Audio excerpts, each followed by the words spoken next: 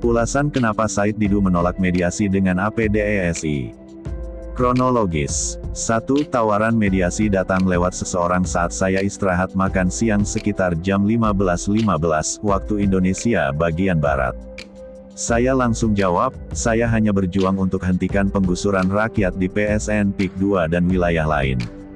Perjuangan membela rakyat tersebut TDK mungkin dinegosiasikan karena saya bukan pengkhianat. 2. Sepertinya karena penolakan saya tersebut maka Abdesi lakukan konferensi pers bahwa ingin mediasi dan cabut laporan. 3. Setelah sholat maghrib saya diserbu wartawan menanyakan sikap saya atas tawaran mediasi Abdesi. Jawaban saya saat itu, 1. Saya tidak tahu apa yang mau dimediasi karena saya tidak pernah memusuhi mereka, karena saya hanya memperjuangkan hak rakyat.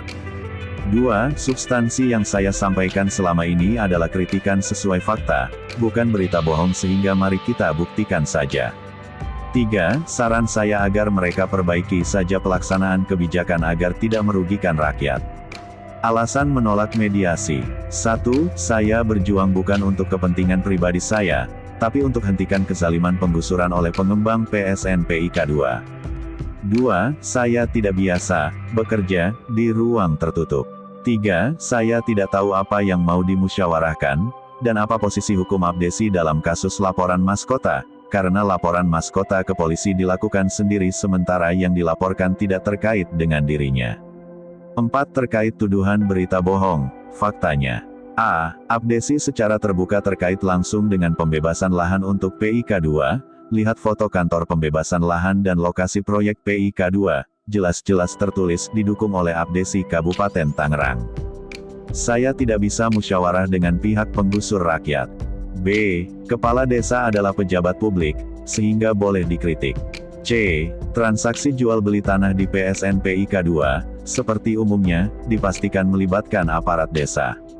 5. Masalah penggusuran di PSN PIK 2 bukan perjuangan saya pribadi, tapi sudah jadi perjuangan publik sehingga saya tidak punya kewenangan bermusyawarah dengan siapapun.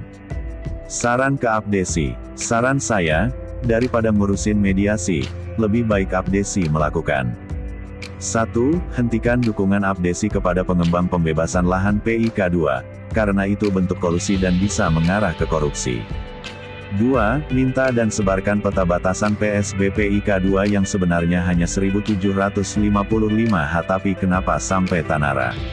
3. Buka ke masyarakat izin lokasi PSN PIK 2. 4. Buat tim penaksir harga dan minta konsultan penaksir harga untuk membuat patokan harga minimum tanah rakyat yang mau menjual ke pengembang. 5. Minta daftar dan besaran ganti rugi aset negara jalan, sungai, irigasi, jalan, pantai dan laut. Saprudin Bo TV mengapa